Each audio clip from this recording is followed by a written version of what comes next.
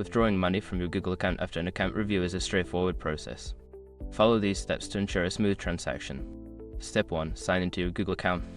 Access your Google account by visiting the Google homepage and clicking on the Sign In button. Enter your email and password to log in. Step 2. Navigate to Payment Settings. Once logged in, go to the Payments and Subscriptions section. You can find this option in a menu, which will direct you to your payment methods and transaction history.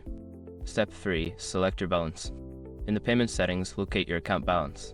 This section will show you the available funds that you can withdraw. Click on it to proceed. Step 4. Choose Withdrawal Method.